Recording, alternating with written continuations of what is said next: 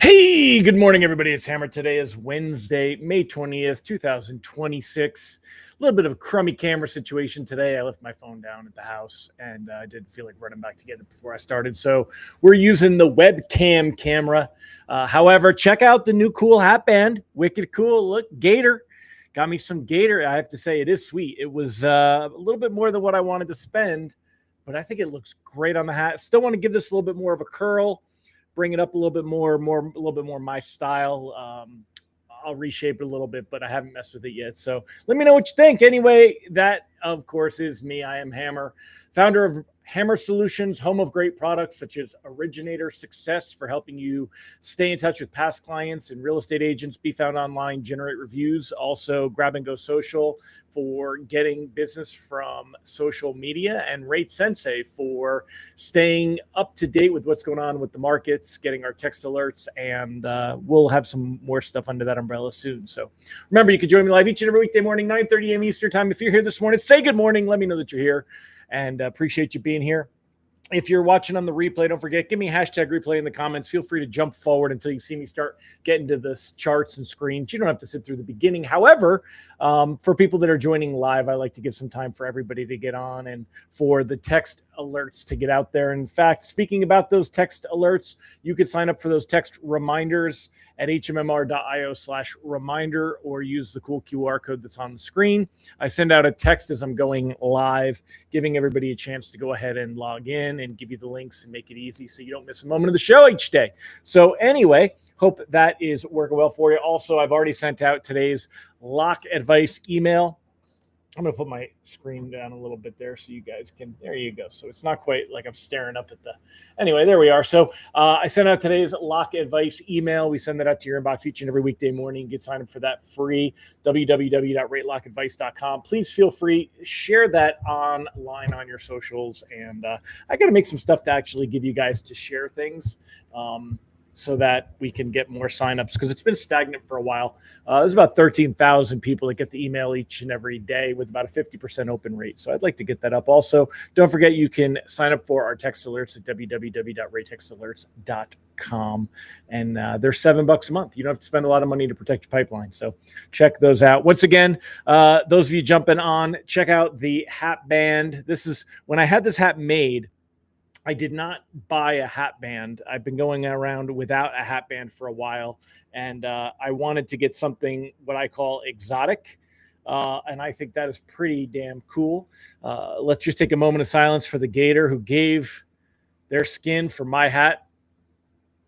Thank you, Gator. All right, so Randy Teakle said, nice hat combo. Keep it just as it is. Yeah, you like this style, Randy, don't you? I do like a bit more curl, though. I do like a bit more curl. It's just the bottom line. So good morning, Brandy Brickler. Howdy, Rob Wilson. Hello, Kelly Hamilton. Hello, Angela Walters. Rock, haven't seen you in a while. Good to see you, my man. Allison Foy, Greta Cheney. Great to have you here as well. All right, let's go ahead and jump in, y'all. Bear with me. Let me pull up the screen.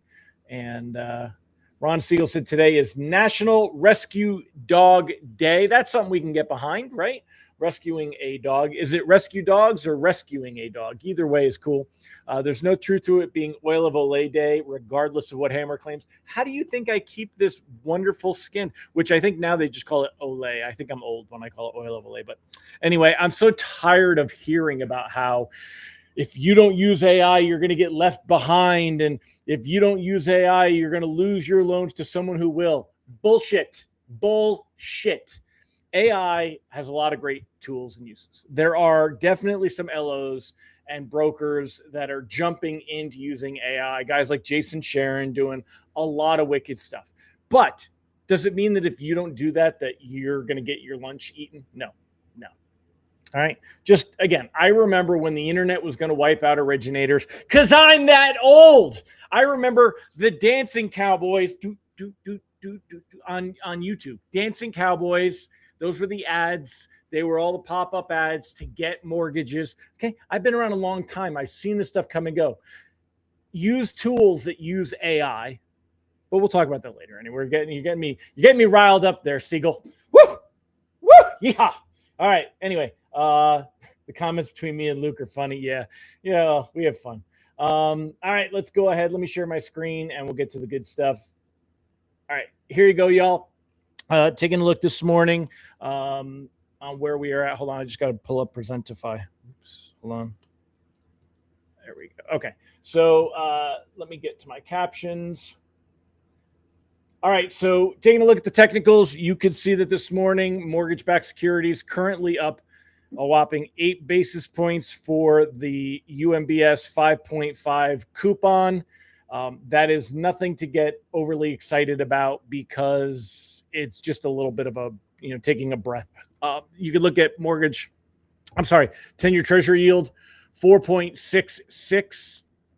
4.66. Yesterday, it ended a little bit higher, 4.67. Again, there's no real give back on any of this. If we want to take a quick look at yesterday, yesterday was definitely another rough day for bonds. If we pull this up here, you could see we had huge selling in the morning. Pricing came out. We had a little bit of a break. We had further losses as the day went on.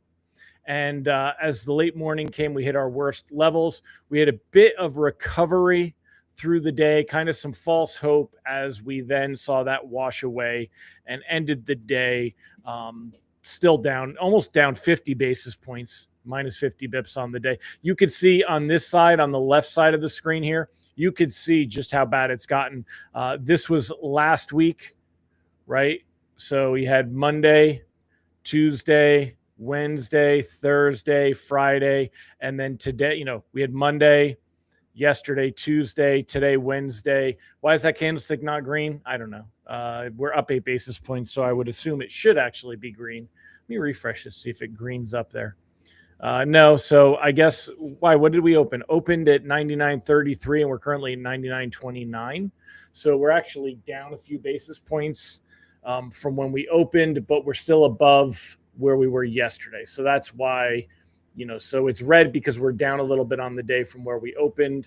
However, it's still higher than where we were yesterday. And this is how the Japanese candlestick chart works. So we're higher, but we are lower on the day. So it's a red candlestick. Because remember, a red candlestick means the body, the top where we opened and the bottom where we closed is lower. If it's a green candlestick, then the bottom where we started and the top where we ended the day, we improved on the day. So that's why you see those difference in color. So yesterday was another ugly day. Rate sheets today likely to be very similar to what we saw yesterday. Again, we're seeing rates that they bypassed March's number big time. Told you it would be at 6 3/4. We'll use purple because green makes it sound like that's a good thing, and it's not, right? So 6 3/4. Take a look here. Let's zoom in a little bit, and you can see here we are. We busted above, and you guys that watch me every day, you will remember that I told you I thought this is where we were headed, and I'm telling you again that I think we are actually headed back here to the worst levels of 2025. I put it in the text alert yesterday. I think that there is absolutely a very good chance that we could see some of the worst pricing we've seen since 24. I think bonds could continue to worsen. Now, let's take a look at some of the headlines because they'll make you laugh, because we have one headline that says everything is worse, and then another headline which says everything's getting better. And that just goes to show you how much these headlines can make me laugh. But let me pull this up. And reprice risk on the day, by the way, is moderate. There's no economic data for today. We're going to get the Fed meeting minutes at 2 p.m. Eastern. The Fed meeting minutes are going to show that there were some of the Fed members that felt like they should have removed the idea, the verbiage in the statement of a Fed rate cut. If we look at Fed futures, the idea of a Fed rate cut is laughable. I saw LO on Facebook yesterday talking about how markets still anticipate one Fed rate cut. I don't know what they think they're looking at. There is no environment at all where markets are currently pricing in a Fed rate cut. If for Fed rates to stay the same by the end of the year, it's only a 40% expectation. The 1% chance for a cut is, not really something we can put our stock in. That means there's a 60% expectation that we're going to get either a single rate cut, which is 40%, or at least a half a point rate cut, or hikes. 40% rate hike, or basically a 15% rate hike. That 15% expectation that we would have a half point rate hike, or that we'd have 2 hikes by the end of the year. And as we look at what's going into 2027, this is what markets are currently pricing in. The idea that we would be a rate hike much higher than being where we're at right now. Now, again, this will all change, especially if we see a recession towards the end of the year. But today, reprice risk on the day is moderate. I would expect that we're not going to see any big moves, but we could see these gains wash away. We could go negative on the day. We've seen it before. We could absolutely see it again. And the advice remains very much the way that it has been. Lock everything, because we just don't know where it's going and where it's going to go from here. I mean, I'll show you the headlines in a minute, but when you look, anything's closing in the next couple of weeks, we want to lock. Let me just take a look and put what I put on the morning commentary that I sent out. Let me pull this off. Here you go. Okay. So bear with me. I just got to change screens and we'll hit this. 11 minutes, 12 minutes in, y'all. So I won't keep us too long today. But let's do, here you go, this, and then this. All right. So if we take a look here, I'm advising to lock everything, just continue to lock. I just kind of where I'm at. If we take a look here for the next 15 days, I've continued to point out rates can't begin moving significantly lower until the Strait of Hormuz is open. There's an article this morning that a ship bound for, I think, Asia did go ahead and navigate the Strait of Hormuz. This, being one of the ships, the tanker crew gathered their courage, carefully navigated the route designated by Iran, hugging the coastline, maneuvering their hulking vessel between island checkpoints through the Strait of Hormuz, with Iraqi crude oil bound for Vietnam. So that is what there was a ship that supposedly is getting through, but I mean, this is what we're celebrating, is one ship getting through. So we're nowhere near where we would expect to be. I'm just going to take this off for now. So if we go through the rest of the headlines, let me pop this on here, and today's headlines, things that I would be looking at here. Iran threatens to retaliate beyond the Middle East if the U.S. attacks. Well, they didn't really get specific, but basically they're saying that rather than just sending missiles and drones to Saudi Arabia and the UAE, is it the UAE? Is that the United Arab Emirates, UAE? Yeah, UAE, and such. They're saying that they would do more. Ron pointed out, California could get a facelift. I don't know that they. Well, yeah, I don't know. Anyway, if aggression against Iran is repeated, the regional war that had been promised will this time extend beyond the region, the Islamic Revolutionary Guard Corps said on Wednesday, according to their semi-official Tasnim news agency. The IRGC, which has gained even more influence over Iranian decision-making since the war erupted in late February, vowed crushing blows in places you do not expect. So that could be Europe. It could be locked. It doesn't mean that they're going to try to get to the U.S. Iran fired drones and missiles at several countries when the U.S. and Israel war began, and as well as Turkey and Cyprus and Gulf Arab states. So we'll see. We'll see what that, but if we see more military action, this is going to drive mortgage rates up. So this is what's on the horizon right now. Trump flexes grip over GOP with Massey's defeat in Kentucky. People have been pointing out that this is something that we should be kind of scared of. Not affecting mortgage rates today, though. Tech bulls are looking to NVIDIA for stocks. What else we got here? Blah, blah, blah, blah, blah.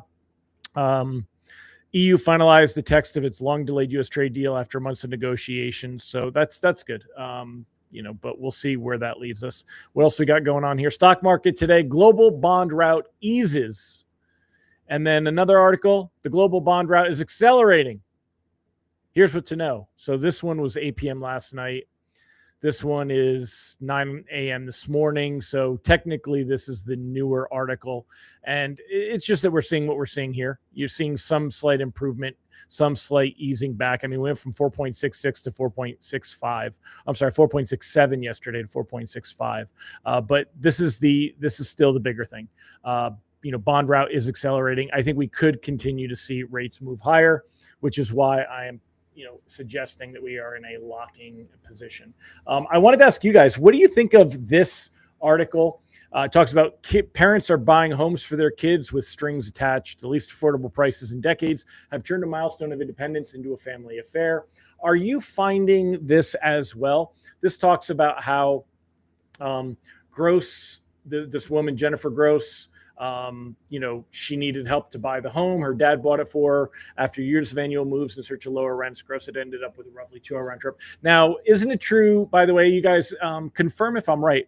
If you are a parent and you're buying a home that your child is living in, won't Fannie price that as a regular owner occupied in that situation? Or does it have to be only if you're buying it for parents?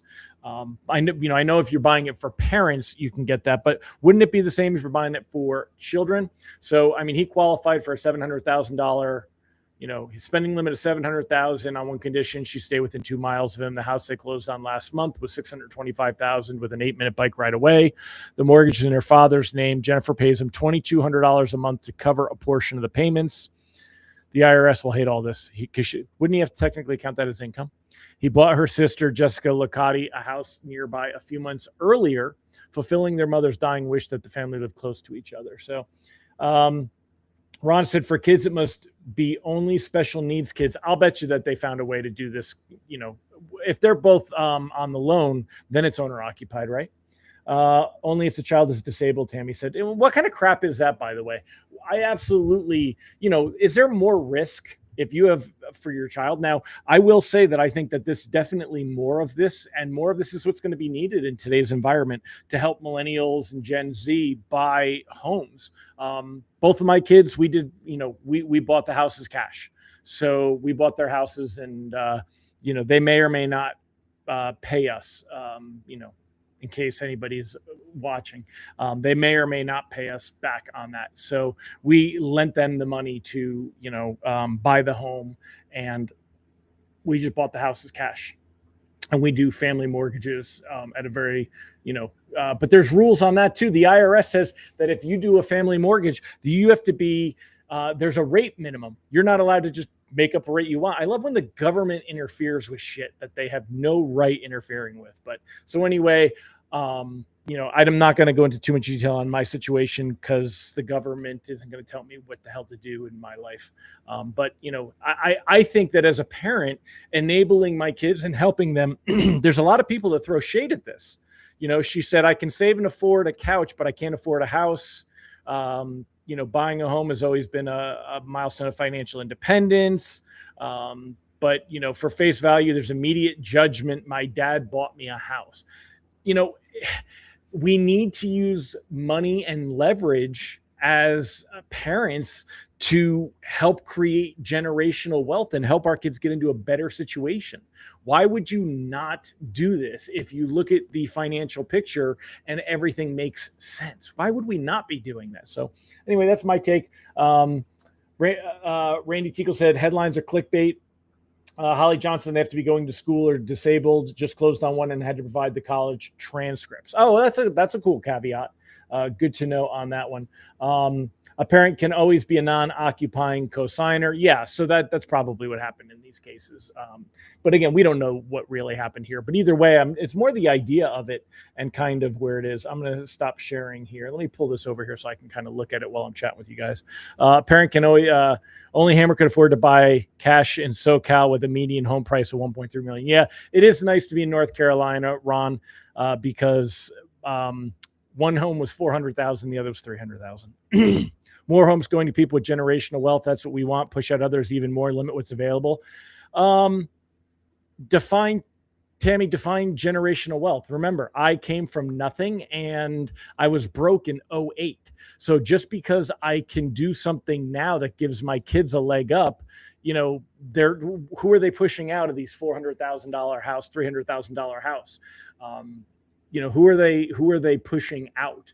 And why would I not give them? It's not like I have generational wealth, like that I have millions to pass along. And my kids are, I'm not the Trump family. I'm not even the Chump family.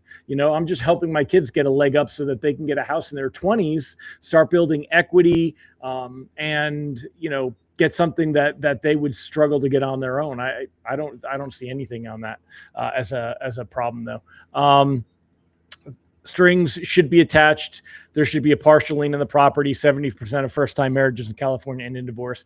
Yeah, I mean, I know that's definitely a thing there. That's a lot to go into on that when you're thinking that. This one sounds like those kids were unmarried. You guys are just answering the questions here. You have son who will live in it, and your husband non-occupying, both on the loan, so it's a primary residence and beats dorm prices. Yeah, and build equity. Pit the kid as borrower and parent as non-occupant co-borrower. Yeah. So just kind of talking about the same thing. So Ron Siegel said, we might see some improvement on bonds 30 to 60 days if oil stays at current pricing. I don't know. Oil was only down $1.50. So I don't know. I mean, we're basically up around $110 a barrel for ICE Brent. WTI, of course, is a few bucks cheaper, but it hasn't, I don't know. Fedman's been negative for MBS nearly every release in the past year plus. I don't really agree with that. We haven't really seen a reaction. If we want, we can pull the dates and look at the last time. I'll do that in a little bit, for next time. But I don't think that they really have had much of an effect at all. Down 90 basis points in 6 days. The market must correct too much too fast. I would normally agree with you, but I don't in this situation because it's a global sell-off, because we're seeing this globally. Compared to the average American, you might as well be the Trump family. I get you, Tammy, but you know what? They're my kids. Of course, I'm gonna give them a leg up on everybody that I can. I mean, that's what we're. I encourage anyone to do that. Came across my money, honestly. I worked my ass off for it. So, I'm not saying that everybody can do it, but I'm lucky, I'm blessed, and I'm gonna give my kids an advantage with that for sure and for shizzle, and I wouldn't apologize for that. Yeah, you're talking about the per year, but you can also use the lifetime gifting if you wanted, Ron, too. Remember that. You could do lifetime gift for a large gift and deal with that. So anyway, I'm going to wrap it up, y'all. Thank you again. This is what it's like to have a crummy old camera. But y'all, again, appreciate, look at that. Come on. I love that. I think that looks pretty damn cool. This is my new primary hat. Pretty damn cool with that gator hat band. I'm happy with it. I like it. So, Ron, can you be adopted? Absolutely. I'll bring you right into the fold. But I'm not buying you a house in California because I don't want anything in California. So, all right. Y'all have a fantastic day. Tomorrow, I'm going to come to you. I'm leaving for my bike trip tomorrow. I'm going away for a week with the wife. We're going to go up to Indiana and Illinois. This is the world's biggest bike trip. We are looking at the world's biggest things, all the roadside attractions, like the world's biggest wind chime and the world's biggest fork in the road and world's biggest thumbtack. And just fun, goofy stuff. We're going to go and do some riding and having some fun. Tomorrow, I will be in the office and do everything from here, and then I'm going to hit the road. Friday, I will come to you from the road. There'll be no show on Monday because Memorial Day. I'll be on the road on Tuesday and Wednesday. So we'll talk to you then. All right, everybody. Well, you guys have a great one, and thanks for joining. See you tomorrow. Bye-bye.